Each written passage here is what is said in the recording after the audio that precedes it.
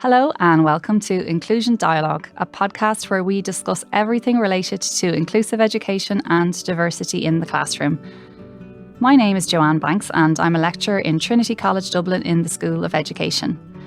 This podcast consists of interviews between me and leading academics from all over the world where we discuss how we define inclusive and special education. We look at the difference between theory and practice and what inclusion looks like on the ground in our schools.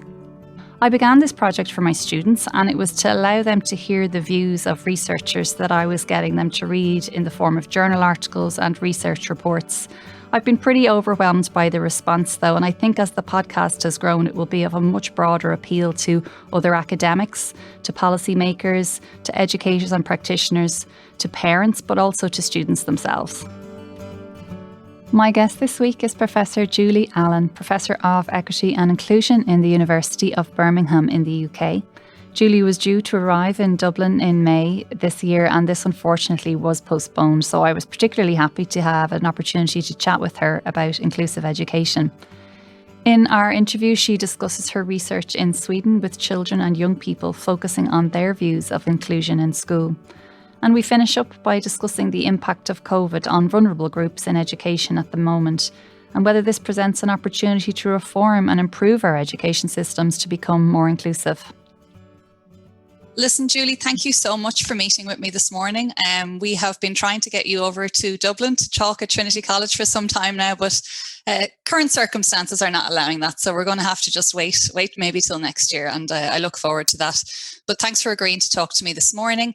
And as you know, I'm talking to academics from all around the world about their insights into inclusive education, just to kind of get to the key issues in that area. But I'd love to start perhaps asking you about how you ended up working in inclusive education and maybe just describing a little bit about your career to date. Sure. I was working as a researcher in a university and did my PhD on inclusive education, and was immediately struck by the power of children's voices. And after hearing what children thought about inclusive education, I decided that was the way my career was going to go. I wanted to both promote inclusive education and do more to engage children and young people in the task of helping us to understand how we should do inclusive education. And I still believe to this day that young people, children and young people, have the secret of how we should be doing this. And when you said, when you heard the young people's voices, what were they saying? What was their view even then? Well, in good PhD tradition, I started out with this notion that I would use the philosopher Foucault to look at how young people were assessed, labelled, and then subjected to sometimes not very good education and sometimes exclusion. And I heard that from the young people, but I also heard that the young people were actively seeking inclusion, which was what I then gave the title of the book from my PhD. So they were resisting all of the attempts to label them, and they were really quite funny about the teachers' incompetence and lack of understanding of what it took for them to be included. And so they were really informing me about how we need to do better to support teachers to really, in the students' views, relax a bit about inclusion, be less uptight about difference. And, just get on with all children in the classroom.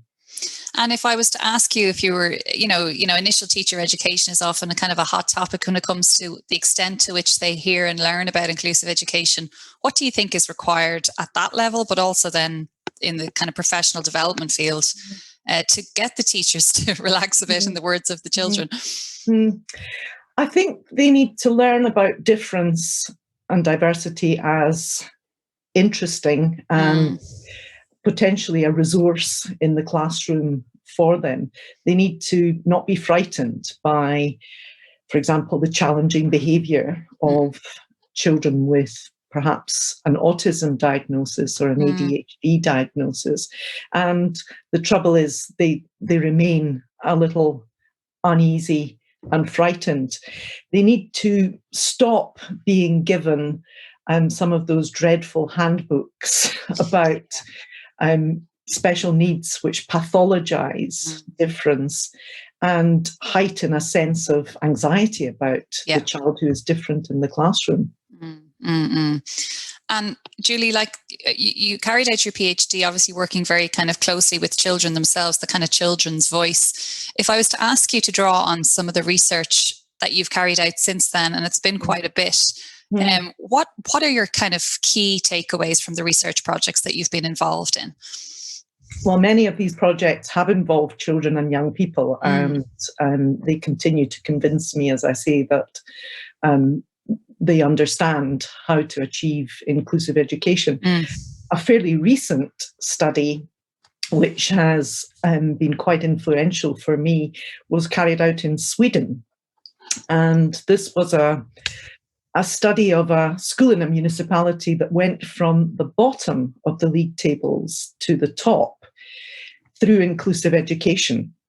And what was interesting about that was there was nothing terribly special about what the school did to achieve inclusive education. They got rid of the special classes, the teachers were redistributed in the ordinary classrooms, and importantly, from the children's point of view, the teachers were just on their case and every day telling them that they would all achieve and that the school would be an inclusive one. And the children said that importantly for them, it was the teachers' insistence really that they would achieve that made them achieve. So at one level, nothing really special. Just an insistence that everyone, regardless of whether they had a special needs label or not, would achieve. And the key thing for me from that research was the students' emphatic declaration that inclusive education was good for them. It was good for the students without special needs, and it was good for the students with special needs. And they almost became annoyed with us for asking them constantly about inclusion, because they said it's just so obvious that it's good for all of us and it's good for us in the long term. So it helps us in society to, get used to people being different, people needing help. Yeah, like you mentioned there about the removal of the special classes. And in Ireland at the moment, we're at a little bit of a crossroads when it comes to, we've been increasing our numbers of special classes quite a bit each year over the past decade. We have a system of special schools, but we have kind of a consultation by the body responsible about moving to a kind of a full inclusive system. So there's kind of the structural piece that needs to be handled. But I think what you're emphasizing there a little bit is that it was embodied in the teachers as to the effectiveness of what happened. Would that be right? Yes, absolutely.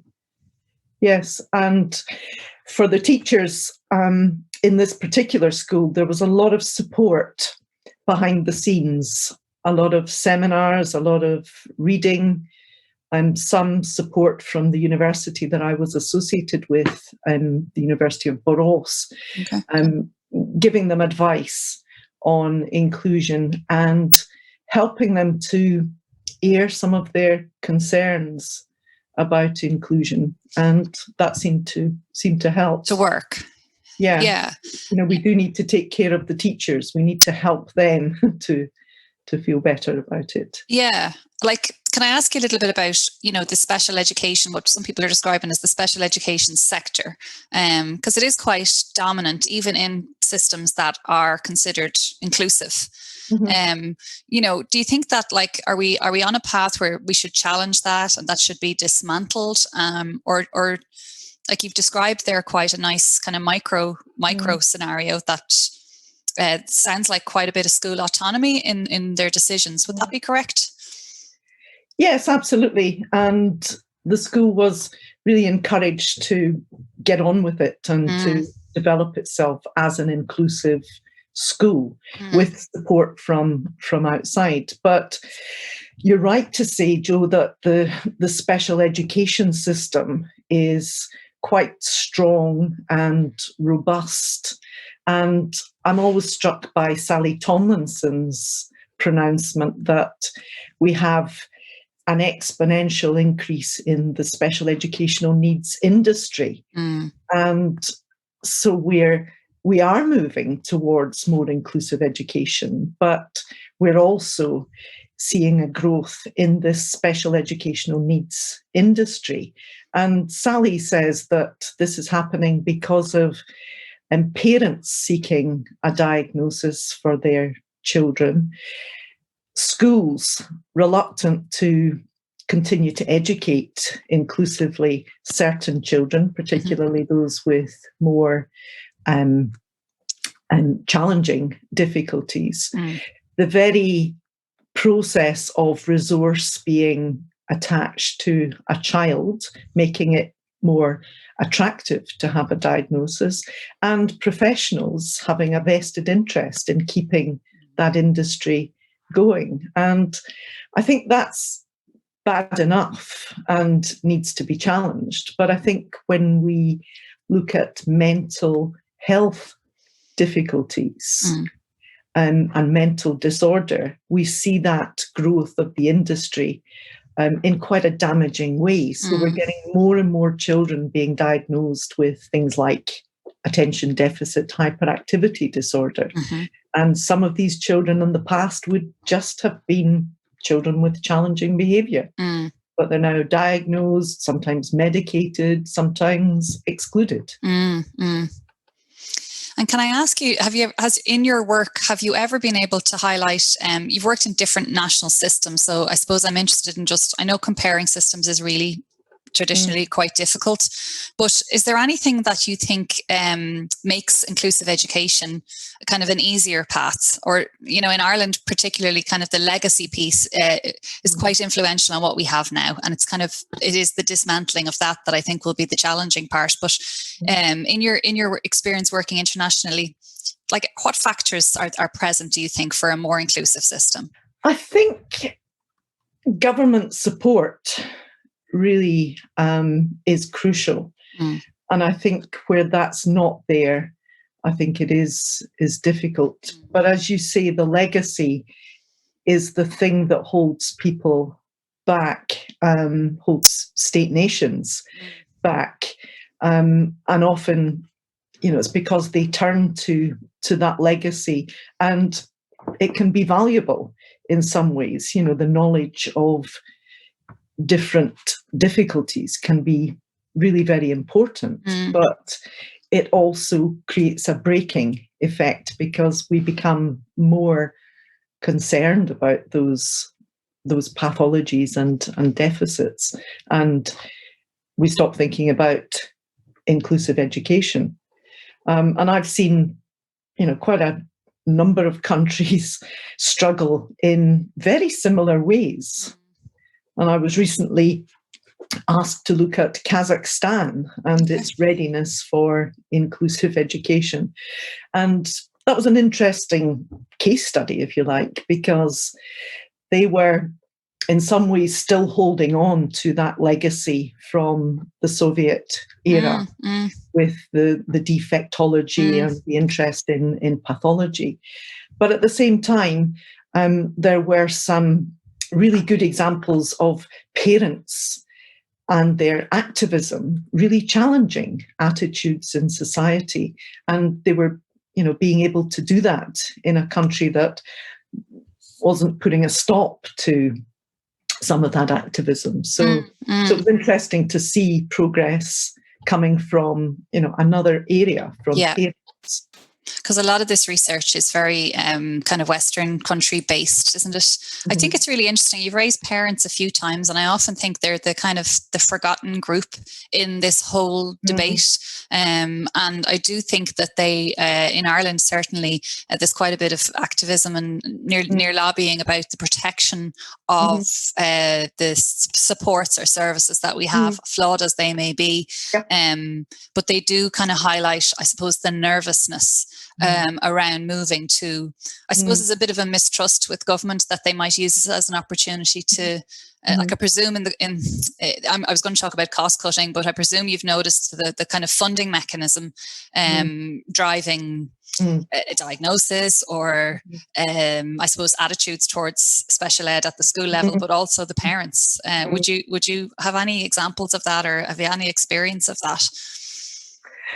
Well, I've certainly been part of many conversations across Europe and beyond with some of the governments in which we have concluded it's the economy, stupid, to misquote an American official, and we have racked our brains to think of a better way of ensuring inclusive education can be incentivized, and putting a brake on this resource following the child. As long as the resource follows the diagnosis, then the diagnosis will be seen as, a valuable thing and commodity. So that needs to be disentangled somehow. And the only way any of us have been able to think of an alternative is whereby schools are actually given money for being inclusive. They're rewarded for the ways in which they encourage participation and inclusion of children in general, rather than the money following a child. But it's a really intractable problem, and no one seems to have solved it at all. And also, in your experience, in Ireland, we just recently ratified the UNCRPD.